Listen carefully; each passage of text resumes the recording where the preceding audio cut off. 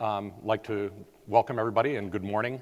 First of all, I am absolutely gobsmacked that there are this many people at 8:30 on a Saturday that were willing to show up. So thank you very much. You're either awake and here anyway, or you love sharks, or you love shark diving. So whatever is the reason, I thank you. My name is Rick MacPherson. My day job is as a conservation biologist. I advise a number of NGOs around the world on issues such as shark conservation, shark sanctuaries, shark protection, fishing regulations that help reduce bycatch on sharks, international treaties like CITES and the Convention on Migratory Species to try to reduce impact on sharks from global fisheries, as well as the creation of marine protected areas. That's my day job. That's what I get paid to do.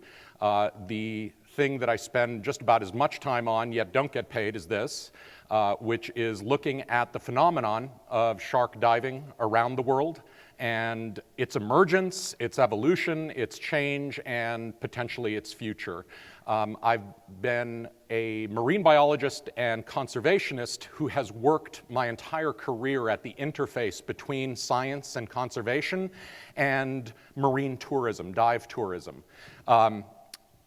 It's been a fertile area of being able to work in as a conservation scientist because within the marine tourism community, you have a very captive audience. You have operators that in general should be concerned about the health of the ecosystem or the health of species or the continuance of a healthy ecosystem in order to underline and promote and encourage the fact that their business can continue into the future to be able to attract tourists to see things like beautiful, healthy reefs or amazing, charismatic species like sharks and whales and et cetera. I've been following shark diving as an industry almost from its beginning. Interesting to see it as an emerging segment of the dive tourism industry, and then watching it create more of a foundation and elaboration and growth. Right now there's over 300 different shark diving businesses around the world that offer shark, and when I say shark for this talk, I'm going to be talking about sharks as well as flat sharks, rays, skates, mantas, things like that, but I'm shorthanding the sharks right now. It's something that has grown larger and faster than I even thought it was going to. And as a conservation biologist looking at globally threatened species like sharks and flat sharks, rays, I'm encouraged that the world seems to be paying attention to sharks in a different way and valuing them in a different way. But I think there are some concerns as well that need to be addressed and acknowledged as part of industrializing or commodifying sharks and rays in this different way. And that's what I hope to be able to explore in this talk. I welcome you all. This can be a conversation. I don't plan to go much longer than about 45, well, I'm long-winded. I'm taking 10 minutes just for an intro slide. But I'd like this to be a conversation, and I'd love for you to be able to ask questions along the way. Let's not stand by any convention of questions at the end. So let's get started. I think these two images, more so than anything over the past several weeks, have been in my inbox, and I've been getting questions left and right. I've been asked to comment. I've been hearing about this from friends of, what the heck is going on? Is this the end? And I'm going to get to this, but I just wanted to whet your appetite a bit that I will be addressing some of these issues along the way. My relationship, my foundational relationship with sharks has been over the course of a lifetime, but I was 11 years old in 1975 on holiday with my family on Cape Cod when Jaws was released as a film. And it was an amazing experience to be on Cape Cod when Jaws came out and watch how many people were running out of the ocean rather than spending time on Nauset Beach, which is where I was, and you know, if you know anything about sharks in Massachusetts these days, Nauset Beach is kind of ground zero for great white sharks once again. But in 1975, Jaws created probably the most powerful global impression of sharks in people's minds. And it wasn't the most positive impression that could have been created. You know, this was a very visceral, for its time, no CGI, but mechanical, amazing fear triggers that they were able to touch on. And much like a Hitchcock movie, the fear really wasn't on screen all that much. If you recall from the film, you didn't see much of the shark. It was just the power of danger, or the power of the scare, or the monster you did not see.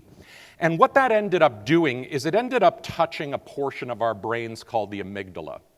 The amygdala is a part of your brain that's at its base. It's often called the primitive brain.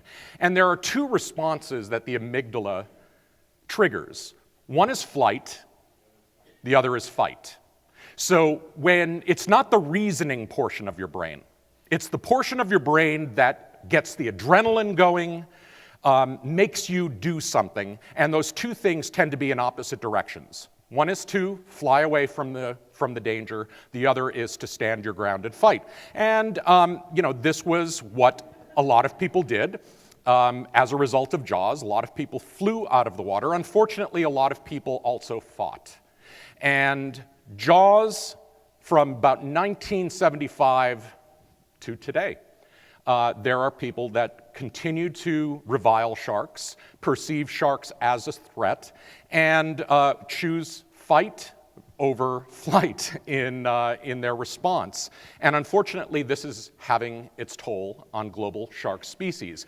And it's not just this sort of so-called recreational shark fishing that's problematic. This is at a global scale. It's estimated that approximately 100 million sharks die each year in interaction with fisheries alone.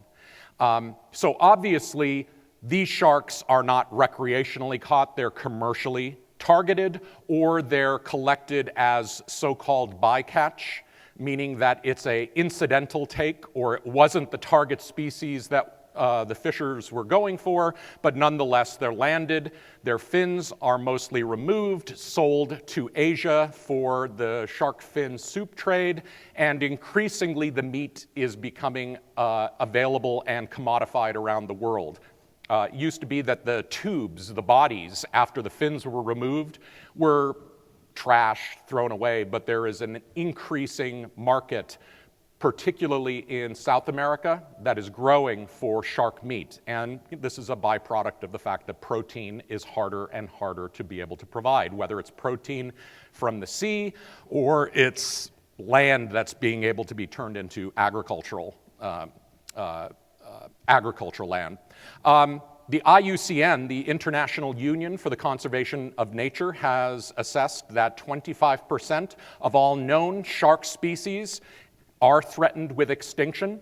A lot of these sharks are not the big sharks that we normally think of when we think of sharks. When we think of sharks, we think of great whites, or we think of tiger sharks, or we think of the reef sharks.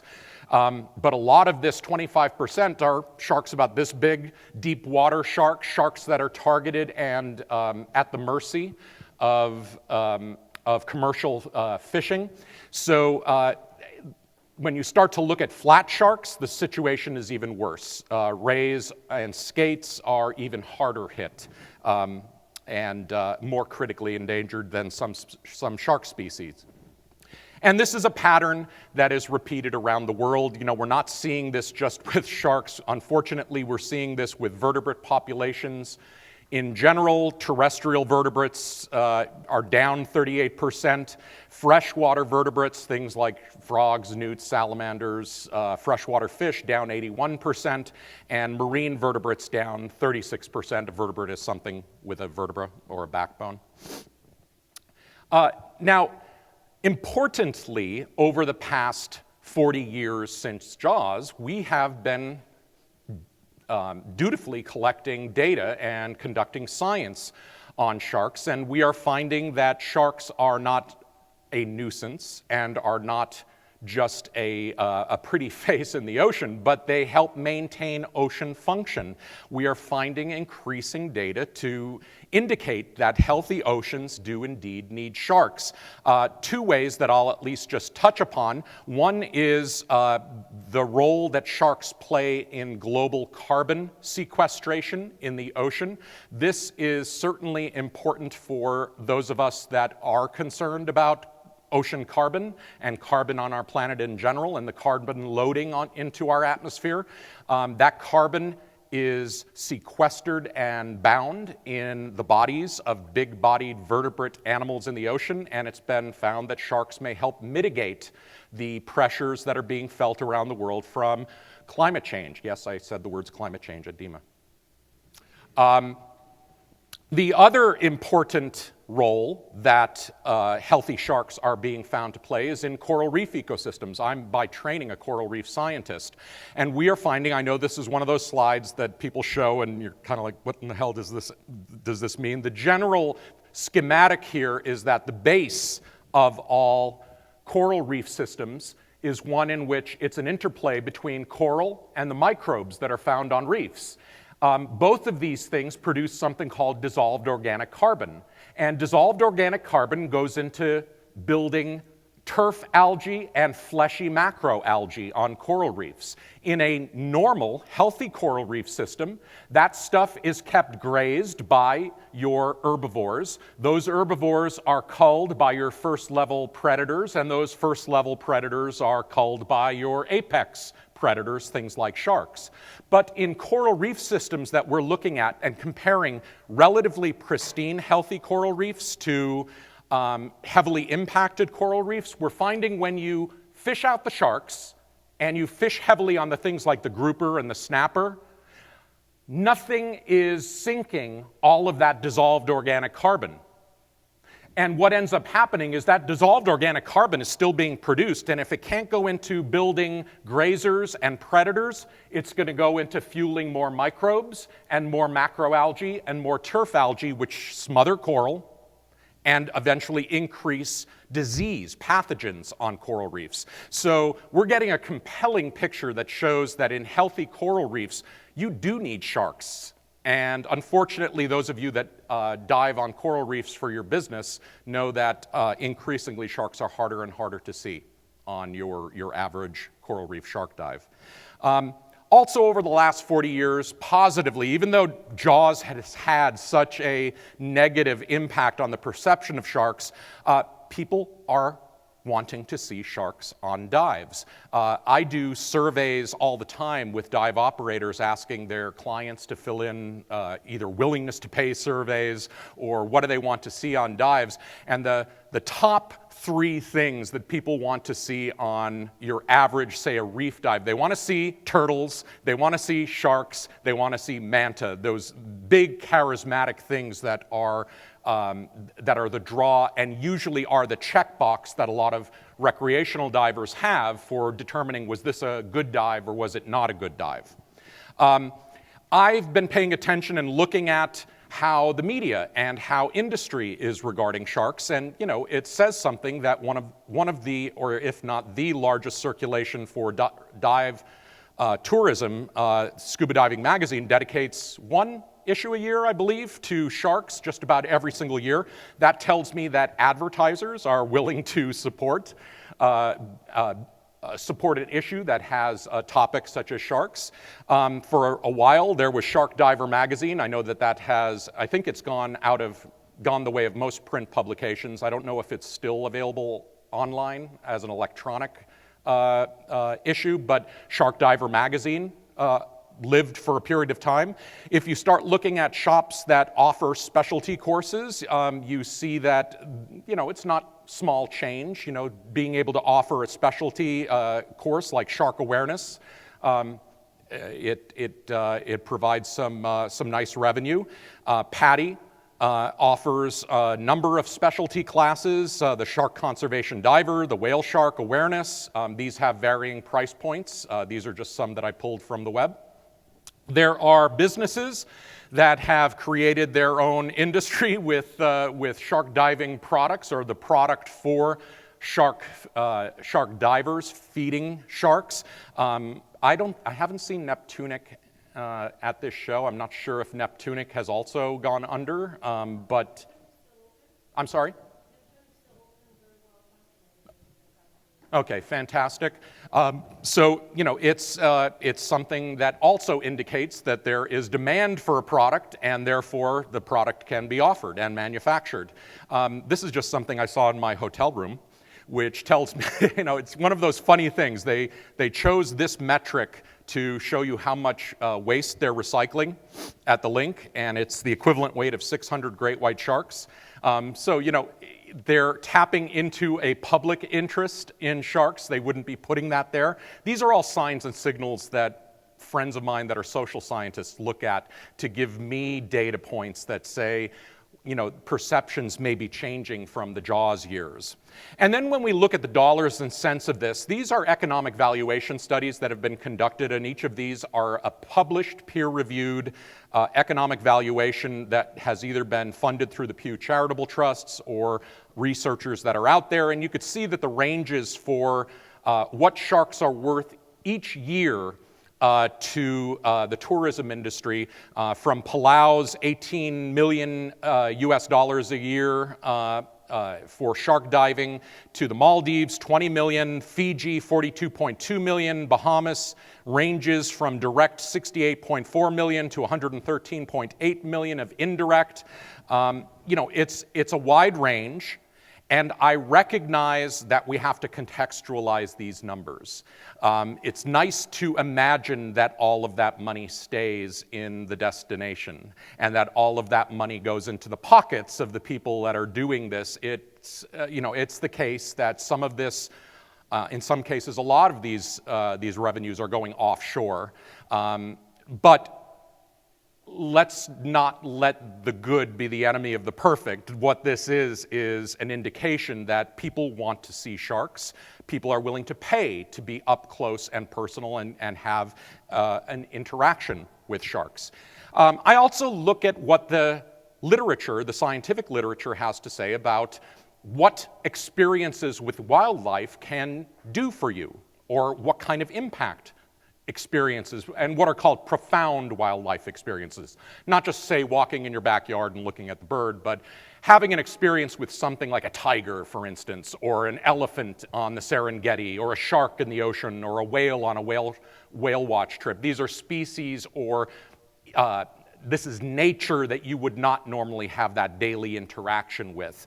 And the science is really interesting here, that when wildlife interactions, profound wildlife interactions happen, the scientists that looked at this with the people that they observed saw that there are attitudinal and behavioral responses. And the attitudinal responses that are possible are that it can change an existing attitude that you may have about that particular species. It may reinforce your feeling that you have about a particular species, or it might foster or create a new attitude. Attitudes alone are not enough, however, particularly when, as a conservation biologist, I'm dealing with a globally threatened collection of species. I don't just want people to know that sharks are important. I want people to be able to take action, and that's where behavior falls into play. And so in the behavioral responses that these scientists looked at, they saw that it can spur, from having an attitude adjustment, it could spur you to have another interaction, go out on another whale watch, go out on another shark dive. That's great. You're supporting a business, and you're encouraging a changing of perception of sharks as scary Jaws to charismatic wildlife. Or it might spur you to want to volunteer or spend some time or change your career or do something that is a profound behavioral response to having that interaction. So I recognize that there's data out there that points in this direction, and I recognize that there are also studies that show that the response is not as strong, the signal is not as strong as perhaps we would all like to think it is. I think it's like everything in this planet, it's a spectrum, and you have to look at all the context involved in all the studies. But my encouraging signal is that we're beginning to see a shift from this sort of regard of sharks and their relatives to hopefully seeing sharks more as wildlife. In the way that we regard grizzlies or whales or lions, I'm hoping that there's a shift taking place where people are regarding fish, sharks in this particular case, as wildlife. And we have a real disconnect. We have a resistance. And I think partly it may go back to the fact that we've relied upon fish as a source of protein, or we've relied upon fish for food, so we tend not to think of those in the same way that we might think of an elephant or a tiger or a lion or a giraffe. I'm not quite sure. I'm not a social scientist myself, but I think it's an encouraging trend, and I'd like to see this trend continue. So getting back to shark diving, really whatever your flavor, there seems to be a shark dive experience that you could find on this planet.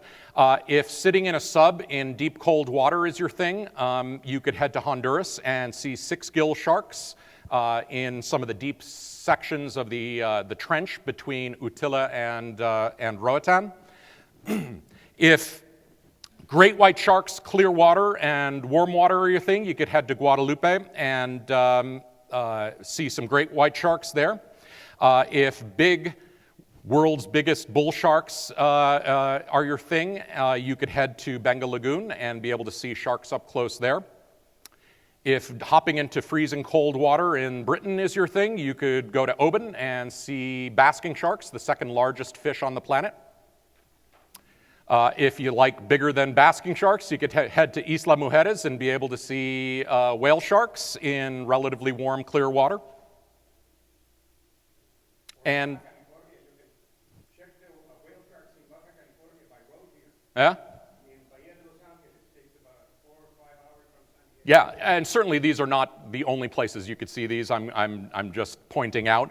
Or you could head to Bahamas, the world's perhaps at least for the Atlantic and Caribbean, the epicenter of shark diving.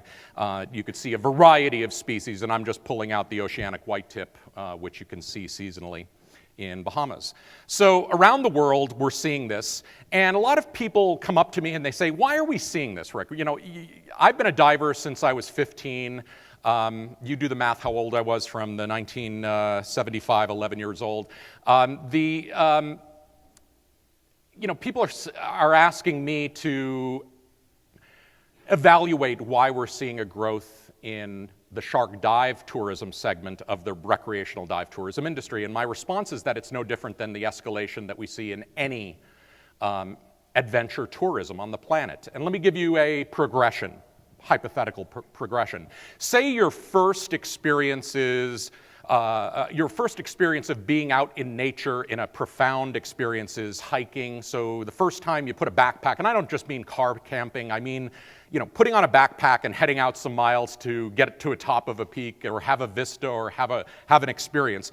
That may be your starting point, but then at some point maybe you want to up the thrill, up the adrenaline factor, and zip lining came along and offered people that opportunity. People were willing to pay for it. Somebody tested at some point hooking up a cable and sliding people down it, and if people were willing to pay, it's kind of like how we now pay for wine tasting in California. That's not the tradition. If you went to France in the 1970s, you would drink as much wine as you want, but then somebody decided to start charging for wine tastings in California, and now you pay for wine tasting. But similar here. People are willing to pay for an experience, and operators will find a way to offer that. And from single zip lining, it turns into tandem zip lining, to triple zip lining, to whatever this is, to, again, whatever this is, and maybe zip lining is, just been too tame, so now you're going to try some bungee jumping. What is that called? Is that what it is? But yeah, you start jumping with a bungee cord on. I call your attention to this. And maybe bungee jumping is just not enough of a thrill, so now you're going to try some base gliding. I call your attention to this, and I'll return to it in a moment. So when I look at the psychological drivers in adventure tourism, I'm looking at a negotiation that people have with their experience as a recreational tourist. They're negotiating between a perceived risk and a personal reward. And when personal reward and perceived risk are relatively low, that creates what we call our safe zone, right? We all have it. It varies from person to person because we have varying levels of risk that we're willing to tolerate, and we have varying interpretations of what personal reward looks like. So if bagging a peak is your first experience, t is equal to 1, that's time is equal to 1, science speak. If that is your first time doing that experience, your personal reward may be relatively high, and even though your risk is not as much as jumping off of a cliff, you may perceive the risk. You know, you've never done it before, so it's higher than it would be normally if you were to do this over and over again. But the more you do that hike, the more perhaps the perceived risk decreases, so less risk, also less personal reward. You keep doing it over and over and over again. So the first time you say try a zip line, that has greater personal reward than the previous experience and also a little bit more risk. And similarly, jumping off of a cliff untethered with a glide suit on might be what some would consider to be high risk, yet also high personal reward. I call your attention to two things. The first is perceived risk, not absolute risk, because once again, I'm going to call your attention to the amygdala. The amygdala governs a lot of how we respond to things. It is not a reasoning portion of the brain. It's not the part that is calculating averages and statistics and thinking about death rates for various activities, or who packed your glide suit, or when was the last time that zip line was checked out and approved. That's not the part of the brain. The brain is either the amygdala responds to, shall I do it or shall I not do it? And it's rotten at being able to evaluate relative risks. I call your attention to this because if a recreational diver is bad at doing that, we as people that are either taking part in the dive tourism industry or encouraging shark dive tourism need to be doing those risk calculations for our divers. We need to step in and be able to provide that risk management because we need to recognize that people on their own are not good at being able to calculate that risk. And risk not just to themselves, but risk to, say, sharks in this particular case. And I'm, once again, calling your attention to those images of the cameras, that there's something going on here that I'm not choosing to calculate, but some smart social scientist needs to factor this into the relationship between adventure tourism and wildlife tourism, of that desire to have a selfie taken with a species. And there are some recent papers that are coming out that are showing the dangers to species as a result of the selfie generation, of people stepping in and wanting to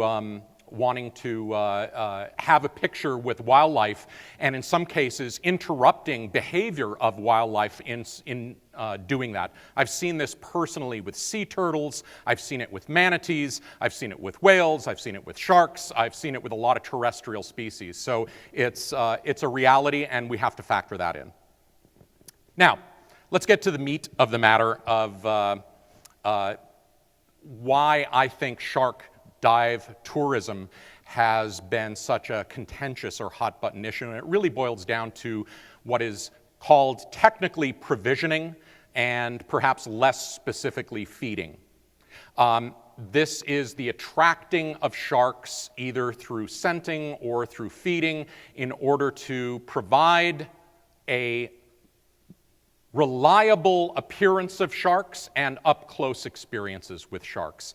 And the rationale behind this is that, you know, there are places on the planet that you could go diving where nothing is provisioned. There are still enough sharks around the world in some places where you could see sharks without having to provision. Cocos, Galapagos, both of those are having decreasing numbers of sharks, but you could still see them. Palau is another example.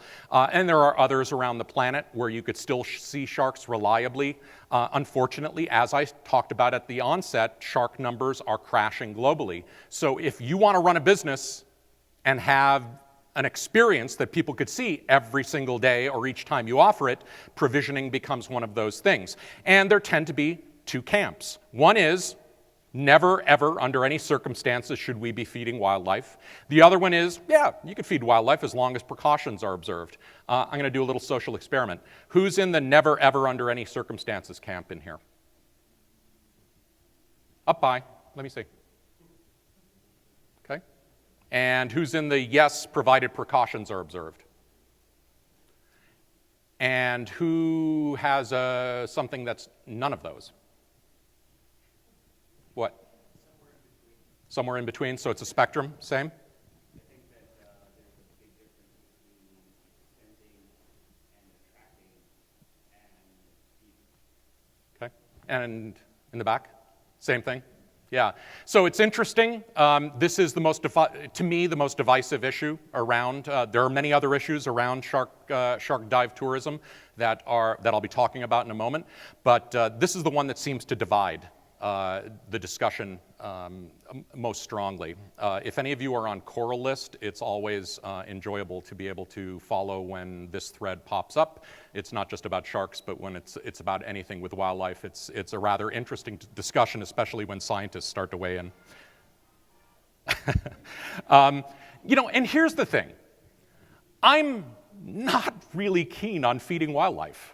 That, as someone who grew up around, I had the privilege of growing up around wildlife in Pennsylvania. I grew up in rural Pennsylvania and saw a lot of wildlife as a child, forests. It was something that was kind of hammered into us, especially when we would visit, parks or places that were very bear-y. A fed bear is a dead bear is something that we always heard. That we go to places in national parks and in forests and see signs left and right that we have no problems with, and for very good reason why we shouldn't be feeding bears, because it's generally not worked out very well for bears that have been fed, whether accidentally, say at garbage dumps, or whether bears are being fed to habituate their presence to humans so that humans can have an experience with a bear. We don't seem to have a problem with alligators. Let's not feed alligators. We don't seem to have a problem with birds, coyotes, chipmunks, waterfowl, but we're willing to give sharks a pass. And I'm still trying to figure out why. Again, as a conservation biologist, I want sharks to be conserved, and I want people to change their perception from Jaws to charismatic wildlife. And the trade-off is I recognize that getting people up close and personal to those might require attracting sharks. But I hear a lot of special pleading coming from scientists or coming from operators. Oh, sharks, you could feed sharks. They're not the same as a bear, or they're not the same as an alligator, or they're not the same as a tiger, or any of these other things. I don't see that distinction. I think it's a just so story, or it sounds like a just so story when people are making up the rationale as to why feeding sharks is qualitatively or quantitatively different than feeding other wildlife. Again, I'm pragmatic, and I want sharks to be conserved, so if a business can in part do that through its practice. I'm still uneasy with feeding wildlife, but I could see it happen. And my rationale for wanting to maintain a respect for wildlife is the consequences can be severe. And they can be severe on two ends of the spectrum. They can be severe for the wildlife, or they could be severe for the person observing wildlife. How many of you have heard of Timothy Treadwell? So Timothy Treadwell, good number. Timothy Treadwell was a self-styled grizzly bear advocate.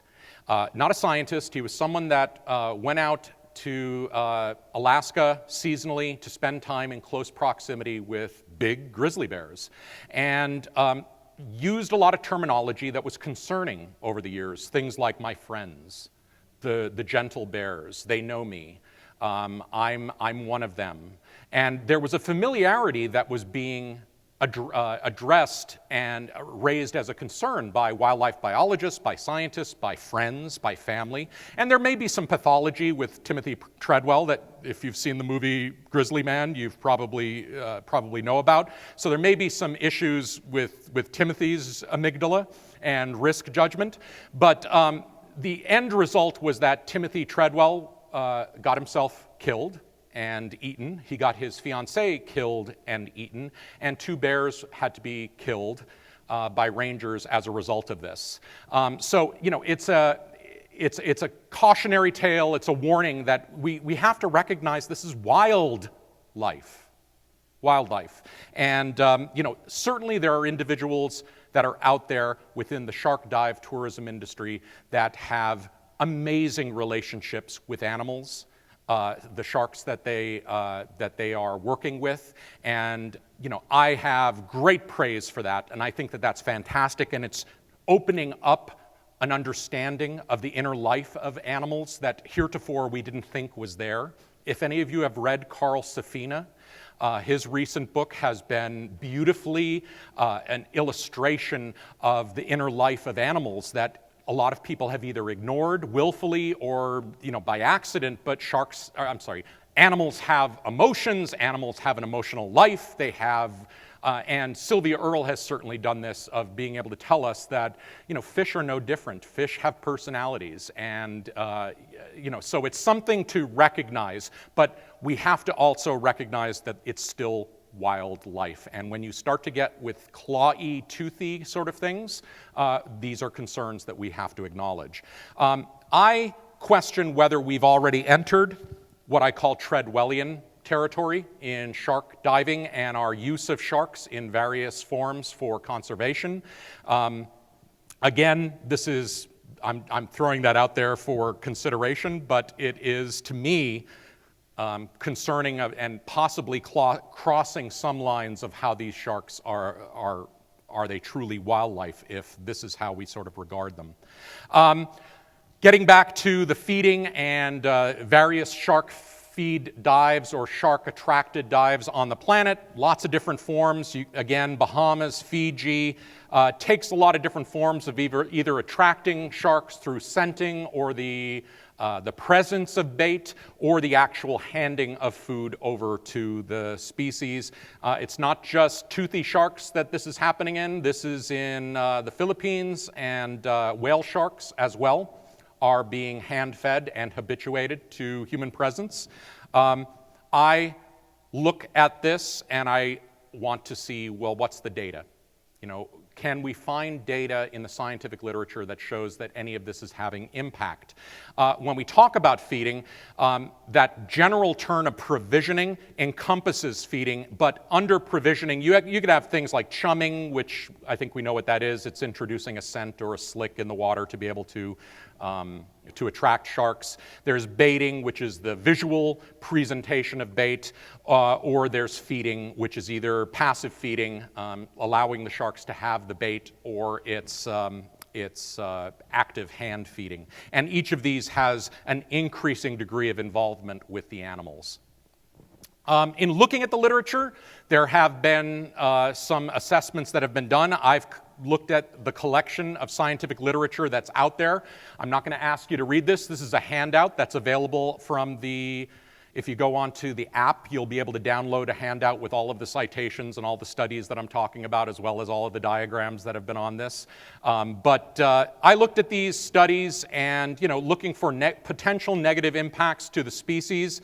If you look at Stingray City, flat sharks in Grand Cayman, there are studies that are showing that it's limiting their natural foraging behavior, or the diet is insufficient for overall health. Mostly they're feeding frozen squid to stingrays in Stingray City, or decreased long-term fitness due to the poor diet or single diet, dietary inadequacies for immune system response. Looking at feeding stingrays in Western Australia, there were safety issues based on behaviors of the divers, safety issues to the stingrays. Looking at sharks like bull sharks in Fiji. There seem to be changes at the natural community composition, richness, and or predation pressure taking place, meaning there were so many sharks in Bengal Lagoon that were being aggregated for some of the dives that it seemed to have competitive exclusion on other species, meaning the natural richness of other sharks that might be present were being excluded, because when you have big bull sharks present in 50 or so numbers, that can be limiting to having other species present. And looking at things like great white shark diving, there seemed to be some literature that's out there saying that they're worried about the overall energy budget of the species that are constantly being attracted to baits, yet not eating the baits. So, there's some concerns around there, as well as looking at whale sharks in, say, Cebu, Philippines. There are definitely changes in body conditions for some of the sharks that are being habituated to feed on smaller volumes of those small euphausid shrimp that they feed them there. So, we have to look at this honestly. We have to factor in what the science is telling us about the impacts to these species. This is white-tip reef sharks in Australia. Again, looking at budgets, metabolism, overall health and fitness. The two studies that are most often cited around shark feeding are one in Fiji, this one by Brunschweiler et al., the other one by Hammerschlag et al. In the Bahamas. These are the two that often get cited as, there doesn't appear to be significant long-term changes to shark behavior as a result of feeding. The Fiji study concluded that overall site fidelity, meaning staying in one place, presence, absence, and movement patterns of bull sharks were similar on provisioned and non-provisioned days. So their study said, when you look at the sharks and what they're doing on a day that they're fed versus on a day that they're not fed, it looks about the same, and they seem to have the same residency. The Bahamas study suggested that the satellite tagging of tiger sharks tagged in the Bahamas feeding sites show restricted activity space and low site fidelity as compared to Florida sharks that were not being fed. In fact, the Bahamas tiger sharks tended to exhibit larger activity spaces, broader movement patterns, and lower residency patterns near tagged sites as compared to their Florida counterparts. So, in other words, the fed tiger sharks in the Bahamas study actually didn't stick around longer. They roamed wider. So it was a little bit counterintuitive of what a lot of people were complaining about of, oh, you're changing the shark's behavior, making them reside here longer, expecting food. It doesn't seem to hold up, at least in that particular study. A few caveats are worth pointing out. The first one is that operators in both of these sites are about the top 1% in the industry. They're very routinized, highly choreographed, lots of safety measures and redundancies are in place, and they do the same thing the same way every day. So there's not a lot of randomization taking place. If there is a learning pattern, the sharks are picking up those cues, and that could be part of why we're not seeing changes. Also, it's constrained. It's a small scale of space as well as a small unit of time that the observation took place. Also, overall safety of the operators was not addressed. And when you look at operations, particularly with shark diving or any wildlife interactions, it's also important to point out that, shit happens. Some of this stuff, these are wild animals, they're unpredictable, and when things happen, sometimes even with a lot of precautions that are put in place, things can happen in this industry. Overall, it seems, if you look at the numbers from Dan, or you look at the numbers from accidents or things that may have happened during a dive, shark dive tourism appears to be a lot safer in its practice by injuries or death than compared with regular recreational diving.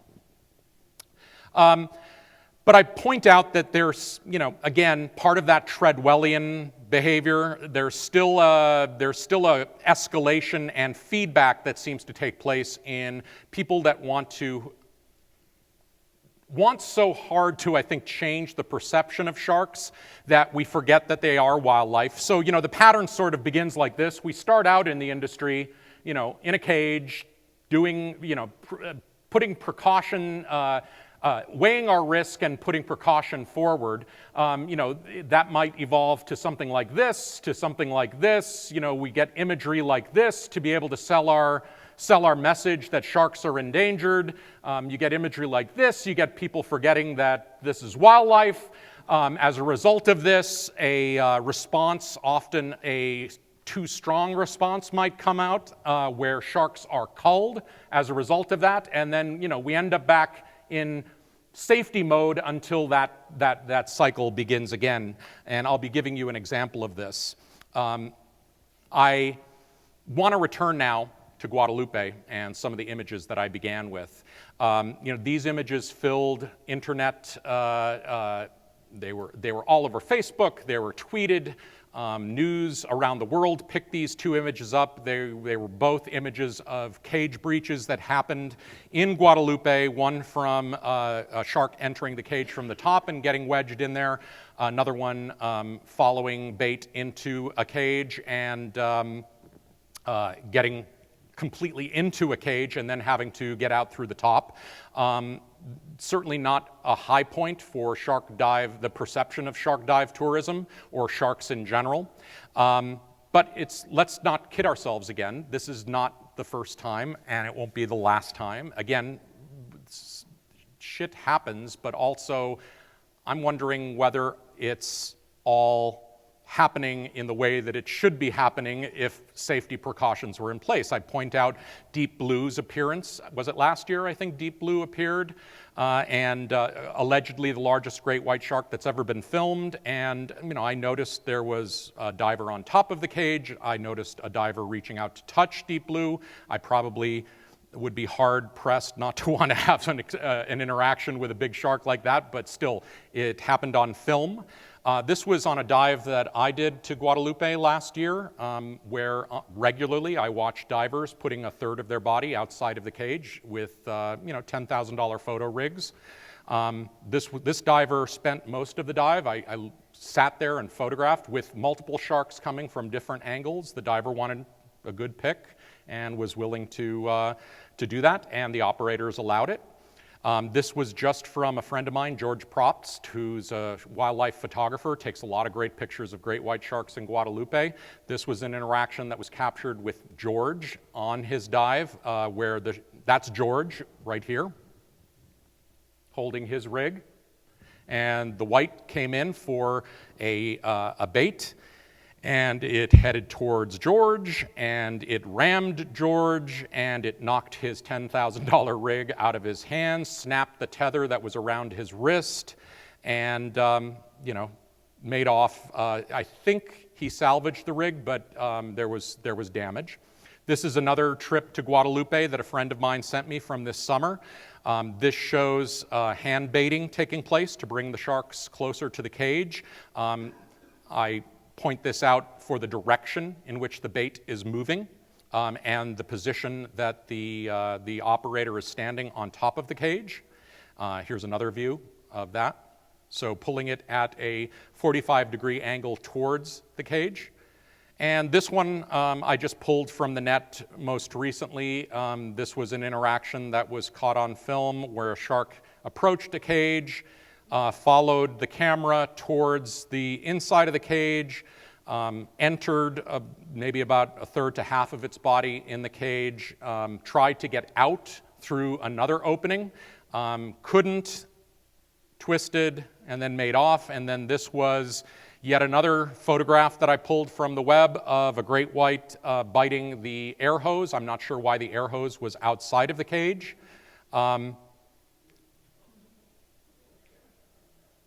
And you can see there's the rope with the bait. So the bait was in close proximity as well to the air hose. This is from 2013. Scuba Diving Magazine had a piece. I'm not sure if this was just online or in print, but in the travel section, what it's like to shoot great whites outside of the cage. And very nice pros. Being outside the cage with them is the ultimate freedom. There's nothing between you and the apex predator. It's a complete rush. And this is from Guadalupe as well. Now, there are rules.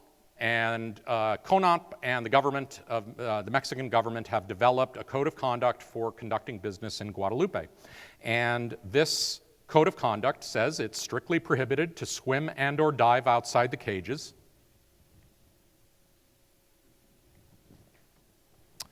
Bait shall be thrown from port side or starboard at the stern in an angle of 45 degrees from the cages to the outside of the boat. Bait line will not be shorter, blah, blah, blah.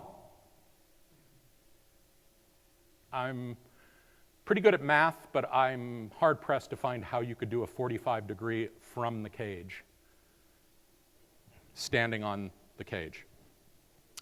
The operator responsible shall terminate the diving practice of any person who allows any part of the body to extend outside the cages. It is strictly forbidden to touch the sharks. So, those images and all of these images and the recognition that there is a code of conduct, the government has permits, the government is saying in order to have a sustainable, safe practice for the operator, for the sharks, we need to follow these. It's clear that it's only as good as the enforcement. The problem with Guadalupe, as well as with many areas, is that CONAMP, which is the national park system, sets up the rules, but Profepa, which is the body that's responsible for enforcing that, they're back in the mainland. They're not out at, they're not 6 hour, however many hours it is out to Guadalupe from the mainland. So even if an infraction happens, it's hard for Profepa to be able to enforce. And if they're not going to be enforced, then it's, sure, you could do that. Get a great pick. Have a great experience and come back and do it again. And again, I'm not tossing that out as just cavalier and trying to chastise operators, but I'm trying to point out that if we truly want to have a sustainable practice and a sustainable industry, we have to recognize that there are some challenges to conforming with how at least in some places when there are rules, that we follow those rules. Other conflicts that are possible involve indigenous communities where perhaps the local indigenous people are not happy with operators coming in and setting up dive shop operations. The North Shore of Hawaii is a good case study of the tension between Native Hawaiians and their consideration of sharks as amakua, as deities, familial deities, and the way that sharks are perceived to be commodified by mostly haole operators. Fishermen certainly can have conflicts with dive operators. They may be perceived as either being excluded from a practice or may feel that the sharks are being aggregated in a way that they don't want to see in there. A lot of fishermen are afraid of sharks. That's why a lot of fishermen kill sharks, is they don't have any, they consider them to be competing for the same thing that they're trying to do, which is catch fish. And other dive operators or resorts may have some challenges. I'm going to point out an interaction that I saw happen in Playa del Carmen a few years ago. This is a bull shark that I photographed from the beach in Playa del Carmen. Bull sharks aggregate seasonally along Mexico, Cozumel, head in there for breeding and birthing. This is a big female that we photographed just on a beach dive. A few years ago, there were 2 incidents where it was a little bit of a harsh photo, but there were 2 incidents where 2 women were bitten on separate occasions. One woman, I believe, lost her arm from one of the incidents. As a response to this, a cull order was issued by the municipality to have some sort of visual deterrent display. As a result of this, over 100 pregnant female bull sharks were pulled out during their breeding season and very, very publicly displayed so that people could think that the government was doing something. Now, this is the kind of negative interaction that can happen. And I bring this up for Playa del Carmen because there is a shark dive tourism industry that is in Playa del Carmen that capitalizes on the sharks. And the need for ensuring that we don't have accidents, and I'm not drawing the conclusion that these women were bitten because of the shark diving that takes place in Playa, but when something happens, an accident happens, the response that often is the strongest response that's called for is kill the sharks. We're seeing this in Western Australia with great whites right now. We see this in Hawaii at times. We see this in Mexico. We see this in North America. So it's something to recognize that if we're talking about a globally threatened collection of species, the last thing we should be trying to do is jeopardize their survivability and their already limited numbers. And we're not just talking about toothy sharks that are in need of more oversight. This is once again from Isla Mujeres. In Isla Mujeres, you could go out there and have 100 whale sharks, or you could go out there and there might be one whale shark. The problem is that the government is, I think, 125 permits, maybe more this year, I'm not quite sure. When there's 100 sharks and 100 operators, not so bad. When there's one shark and 100 operators, you can imagine what it looks like. And people tripping over themselves to get into the water. A lot of these boats don't put cages on their props because that burns more fuel and it's more costly to get in and out. And as a result of that, there's a lot of overpropping that happens of the whale sharks. So if you've been out to Isla Mujeres, you may have seen a lot of either scarred sharks or heavily sliced and diced sharks. And if we're not looking at best practices or putting the most stringent safety, voluntary safety that we can put into place, you could be damn sure that somebody's going to come in on top of you and try to regulate you. This is S3099. It's a bill that's currently pending. I believe Senator Rubio introduced this. And it is a call to close off all shark diving, all shark aggregating for the purpose of recreational shark diving within the exclusive economic zone of the United States. So this would basically terminate any shark dive tourism that's taking place through aggregating sharks. It would only allow for natural aggregations, which, as I said at the onset, because sharks have been so limited, you don't have all that many natural aggregations, and sharks in general don't want to spend time in close proximity to us. They usually keep their distance. Yeah, Terry. Interestingly, they're going to allow chumming for recreational shark fishing. So that's still permitted within the Magnuson-Stevens amendment. I'm not telling you how you should vote or talk to your senators, but yeah, so you could check that online as well on, I think it's on the Congress website. And, you know, I keep harping on the amygdala. This is the amygdala, again. This is not reasoning. This is not weighing risks. It's fight or flight. So the response that if we don't put best practices in place is that somebody's going to come in and do it. So what tools are available? Final stretch, folks. Thank you for bearing with this. The tools that are available out there right now, there are some existing and there are some emergent. If we're talking about the target, the holy grail for sustainable tourism is the confluence of social responsibility, environmental responsibility, and profitability, economic responsibility. When you combine social, environmental, and economic, you get a sweet spot in the middle that's called sustainable tourism.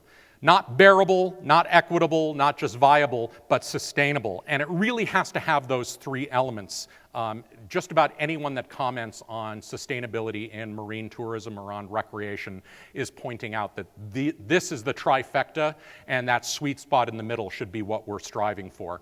I created last year, after a number of false starts, a website that's free. You could go to it, sustainablesharkdiving.com. It's an open access, free service for you to be able to go there.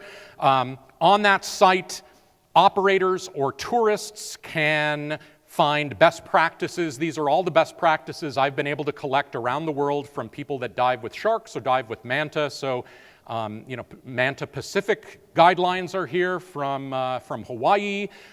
The Manta Trust guidelines are there from Manta Trust.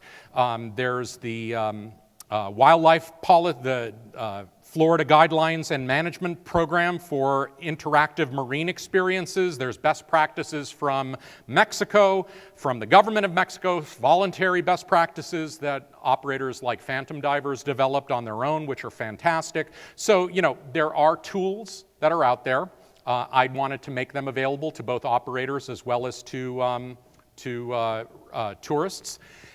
You can go to this site and search like TripAdvisor for location, the kind of shark you want to find a dive operation for, the name of a business, and from that search you can pull up a variety of different operators around the world and see what divers have said about reviewing those operations.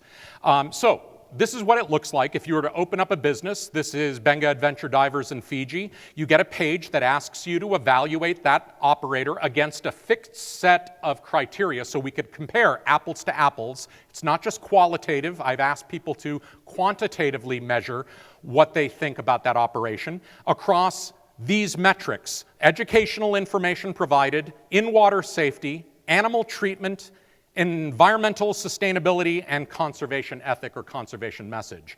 This is what it looks like when you open up the educational information. You rate it across a spectrum from absent to excellent, and that then generates a score for that operator under that. And you're comparing each operator against the same set of standards. You could do this on TripAdvisor. You could go there, but TripAdvisor doesn't provide any form of metric. You're just giving a qualitative review. Yeah, I like that dive. It was good. Yeah, I think they were safe. This, I'm asking people to use a standardized metric to try to harmonize this a bit. And this is also available as a handout on the handouts page that you could access from the app, but it gives you the full spectrum of the evaluation criteria that I use on the site. There are also some emerging tools and emerging opportunities. Shark Business is an enterprise that's being launched by Elena Salim-Habold and Daniel Norwood. They're in this room. You can talk to them afterwards. Can you hold your hands up, guys, just so that we can see you? They have launched this enterprise that's looking at trying to maximize the sustainability of shark diving as a practice, but not just for those existing operators, but how to get this off of the ground in places where there's opportunity. And their vision is one that unites for sustainable shark diving. It's looking at what are the benefits to communities, how can research or conservation be tied in, as well as education, and get the most out of the experience. And they've quantified beautifully. You could go to their website at sharkbusiness.org, and they've outlined their mission. They've put a lot of intellectual capital into it. They've put a lot of sweat equity into this, and they've put a lot of their own dollars into trying to get this off of the ground. And I think that this is a very promising start. I encourage all of you to take a look at this. This is just another one of their graphics showing the different types of shark tourism that are out there. And then finally, WWF, Project Aware, and Manta Trust have been working hard on developing the world's first codified practical guide to best practice for sharks and rays. It's in its final stages of development and design, but what this will be offering is, again, a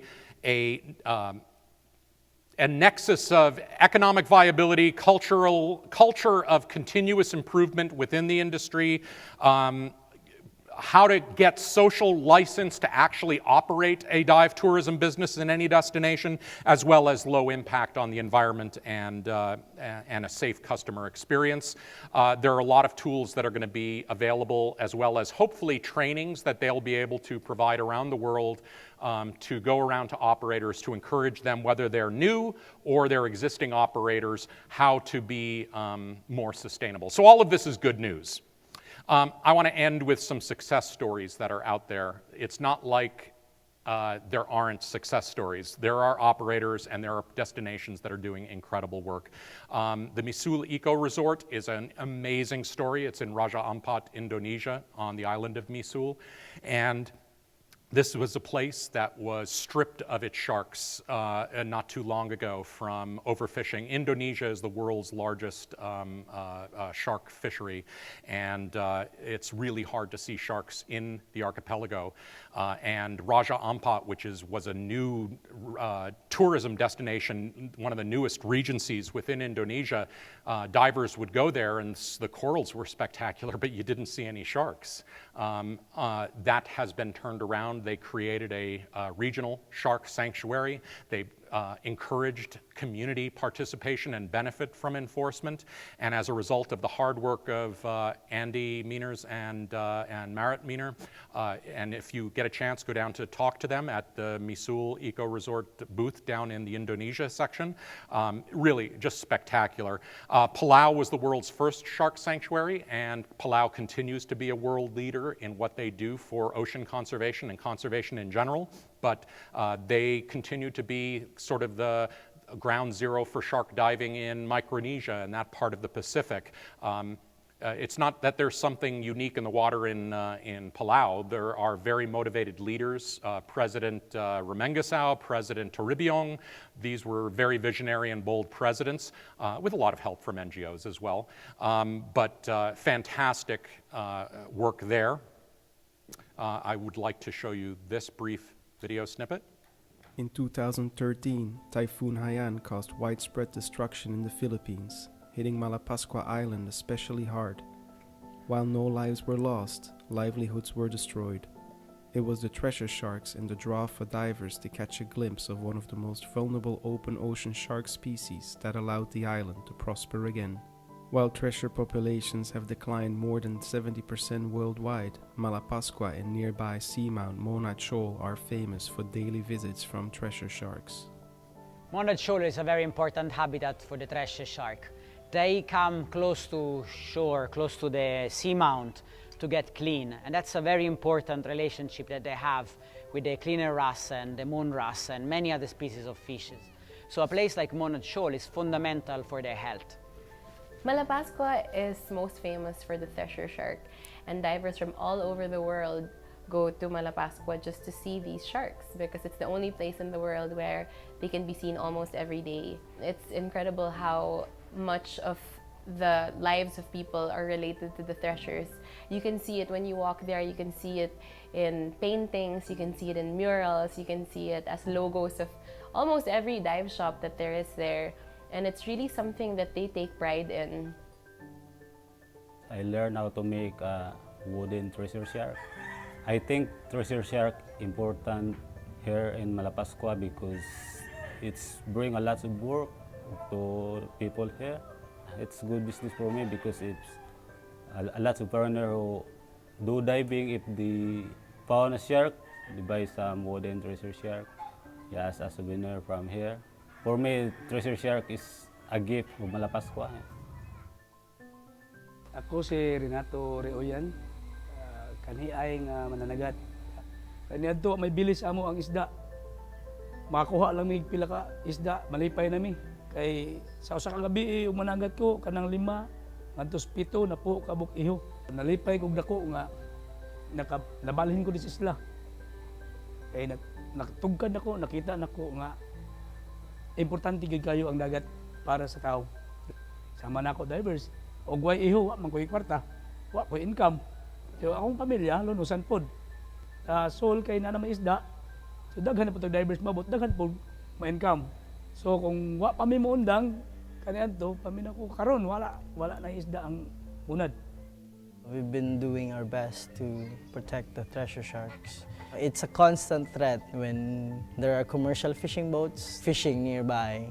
We managed to organize a group of men to patrol Monad Shoal, and we call them Migo sa Iho, or Friends of Sharks. They're patrolling Monad Shoal 24/7 just to shoo away the illegal fishermen.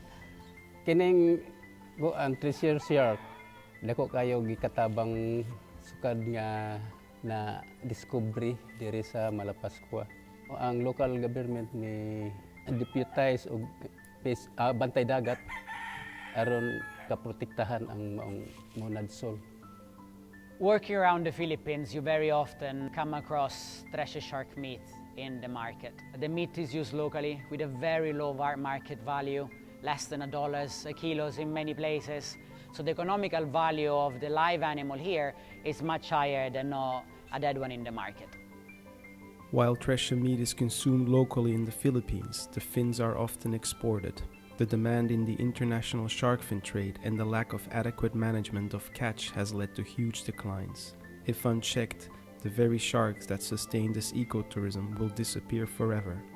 The Philippines is in a unique position to advocate for the protection of treasure sharks globally because of the tourism value it has in the Anbantayan. It's just amazing how much of the economy of the municipality is hinged on protecting these sharks and showing these sharks to tourists that go there. This year at CITES COP17 in South Africa, the world's governments will debate whether to grant treasure sharks the global protections they need. These sharks are worth more alive than dead, and hopefully the Philippines and all of the other CITES governments will join forces to properly protect them. Dili ra kay alang na kanamo, alang kana sa tanan entero nasod sa Pilipinas. Importante nga ang maong iho dili mawala.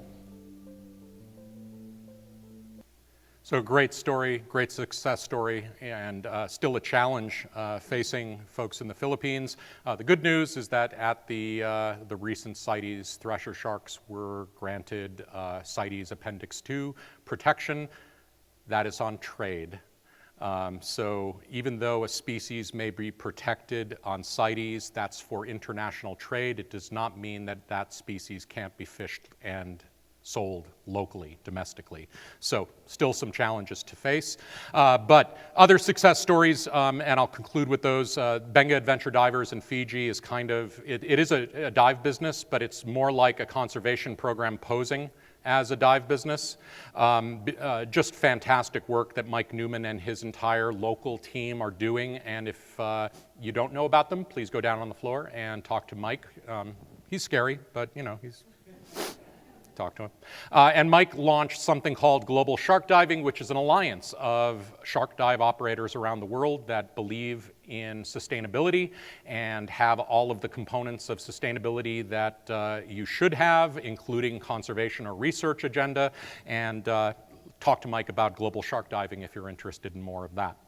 I'm going to finish with why I really want to encourage operators to self-regulate. A lot of countries already, the tourism industry is encouraged to adopt voluntary management procedures rather than be strictly regulated. If you could adopt voluntary standards, they're going to be far more cost-effective than anything that a government can impose. And they're going to be adaptable, and they're going to be more flexible than somebody coming in and closing you down or regulating you top-down. Also, the tourism industry is more likely to get on board if it's coming from within than if it's coming from outside. Here's where the U.S. operators, all the Florida operators and the Hawaii operators could circumvent and preempt federal regulation. If shark diving best practices or standards were in place right now, U.S. federal agencies would be obligated to use them instead of preparing their own regulations. Circular number A119, revised from the White House Office of Management and Budget, says all federal agencies must use voluntary standards in lieu of government standards in their procurement and regulatory activities. So if Florida, all the Florida operators or the Hawaii operators or any of the North Carolina operators were interested in really wanting to keep the government off their backs, they'd preempt that by putting some best practices in place. If they were in place, then the government would have to consider those and consider that it's not just a vacuum that they're trying to regulate into. There are some challenges to best practices. I want to be honest. This is a highly competitive industry, like any of the dive tourism industry. There's high turnover of staff and little institutional memory at any dive shop, so that's something that has to constantly be worked on and fostered from within.